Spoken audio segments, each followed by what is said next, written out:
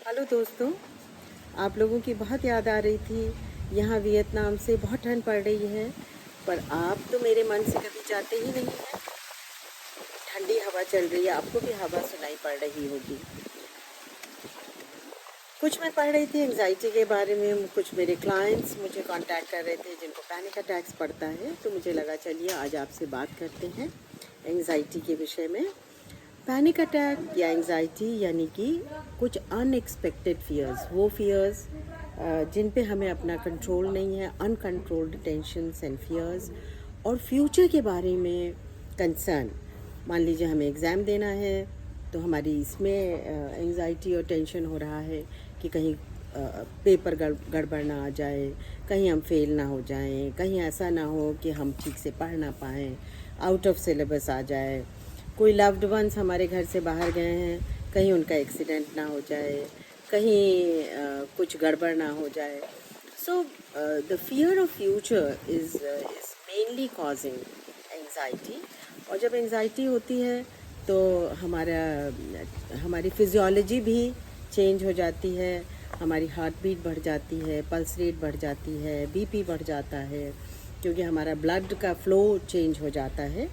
सो ये फिजियोलॉजी और साइकोलॉजी सब साथ साथ चलती है। आपका एक इमोशनल थॉट आपकी फिजियोलॉजी को ट्रिगर कर देता है, और ये एंजाइटी की वजह आपके चाइल्डहुड ट्रॉमास हो सकते हैं, आपके कुछ सप्रेस्ड इमोशंस हो सकते हैं, किसी चीज़ के एसोसिएशंस एंड कंडीशनिंग हो सकती है। For example, if I tell you about my client, एक लड़की मेरे पास आती थी 18 साल की। उसको बहुत सीवियर पैनिक अटैक्स पड़ते थे, और जब अटैक्स पड़ते थे उसकी ब्रीदिंग एकदम डिफ़िकल्ट हो जाती थी, ब्रीद नहीं कर पाती थी, shallow breathing, and she will feel that she is getting suffocated, अब तो बस प्राण नहीं बचेंगे। वॉमिटिंग कभी कभी होती थी, एंड बहुत उसको जो है परेशानी होती थी, बहुत सी दवाइयाँ लेनी पड़ती थी। उसका डाइजेशन सिस्टम भी बहुत ख़राब हो गया था, बिकॉज़ जब भी हमको कोई भी स्ट्रेस होता है, एंजाइटी होती है, परेशानी होती है, तो सबसे पहले वो हमारे डाइजेशन सिस्टम पे असर करती है। जैसे मैंने कहा, फिजियोलॉजी और साइकोलॉजी गो टुगेदर। सो उसका डाइजेशन इतना ख़राब हो गया था कि वो घर के खाने से भी उसको एसिडिटी होती थी। जब वो मेरे पास आई और बातचीत में कुछ उसके रूट कॉज, कुछ सप्रेस्ड इमोशंस के बारे में पता चला। फॉर एग्ज़ाम्पल, एक उसके साथ एक कारण था। जब वो 4 साल की थी, उसके गले में कुछ एक सिक्का अटक गया था, कॉइन, और उसके बाद it was really difficult for her to either swallow or take it out, and after much effort, by tapping her and doing a lot of things, it came out. So that was a very very traumatic incident for her. And recently मैंने देखा कि कुछ भी stressful situation होती थी, और उसकी एक और रूट कॉज था कि जब टीचर ने उसको क्लास में कुछ बोला और उससे बोला कि बेंच पे खड़ी हो जाओ, और सब बच्चे हंस रहे हैं। She was only 6 years old at that time. So वो जो ह्यूमिलिएशन का जो सप्रेस्ड इमोशन था, वो उसके डीप रूटेड था, और ये एक समथिंग जो ना अंदर जा रही है ना बाहर जा रही है। सो वो कॉन्फ्लिक्ट की जो सिचुएशन थी, सो अब उसकी लाइफ में कोई भी कॉन्फ्लिक्ट की सिचुएशन आती थी, कोई भी माइनर ह्यूमिलिएशन की भी सिचुएशन आती थी, तो उसको वो पैनिक अटैक पड़ने लगता था।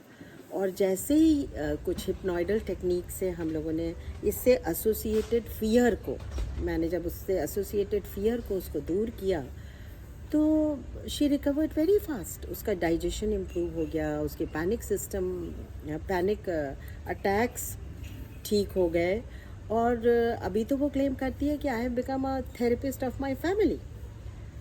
So it is not something which cannot be treated, it is not something which cannot be avoided, it can be। but जब आपको नॉर्मल एक चीज़ मैं और यहाँ बताना चाहूँगी कि एंजाइटी इज़ नॉर्मल।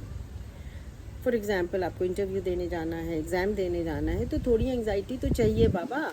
अगर नहीं होगी तो आप पढ़ेंगे भी नहीं, आप अपनी तैयारी भी नहीं करेंगे।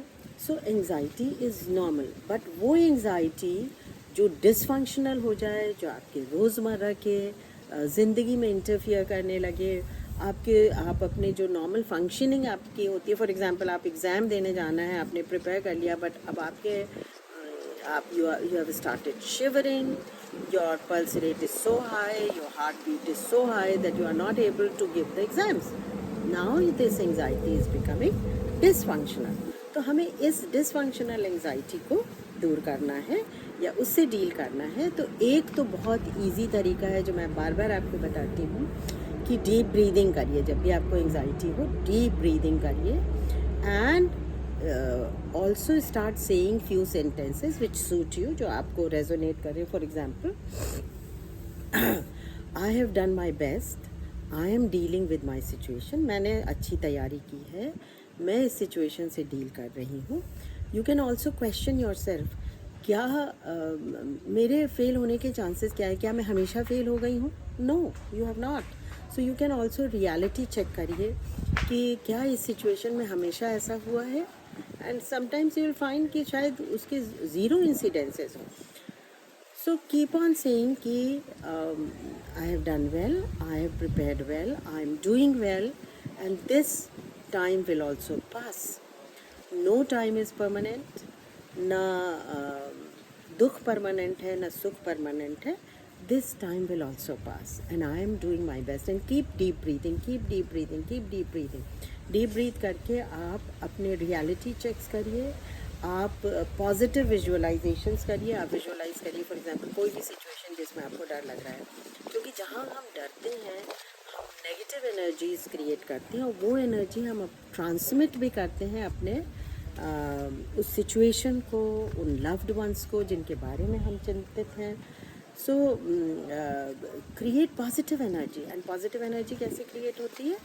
By being grateful, by being forgetful, and by visualizing the positive things happening in your life. For example, exam है, exam में you start visualizing that I'm giving exams, I'm doing well, the question paper जो आया है वो मैं समझ रही हूँ, पढ़ रही हूँ, I understand it, I am replying the questions calmly, and I know a lot that has come, and I have to now give my exams. I am giving the exams, I am writing my paper, I am doing very well, I remember everything that I had learned, and ये positive visualisation आपकी anxiety को कम करेगा। इसी तरह किसी भी situation में आप कर सकते हैं, चाहे आपके लव्ड वंस गए हैं and you are worried about them, you can do for that also. You imagine कि आपके लव्ड वंस, फॉर एग्जांपल आप बहुत बार मैंने देखा है बेटा मोटरसाइकिल पे गया और माँ की चिंता बढ़ गई। क्यों? अगर ये चिंता बढ़ेगी तो आप उसको नेगेटिव एनर्जी भेज रहे हैं और कुछ नेगेटिव होने के चांसेस बढ़ जाते हैं। So start saying, start visualizing, start feeling, start imagining that I'm sending my positive energies to my son or my daughter, to my child, जो बाहर निकला है वो बहुत सेफली ड्राइव कर रहा है, वो बहुत सेफली जा रहे हैं, बहुत cautiously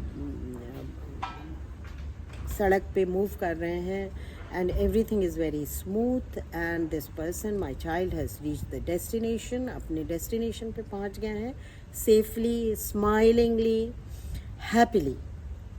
So and start deep breathing also. So जब आप deep breathe करते हैं तो आपकी anxiety automatically कम हो जाती है, क्योंकि आपने देखा होगा कि जब आपका हार्ट रेट या पल्स बढ़ती है तो आपकी ब्रीदिंग शैलो हो जाती है।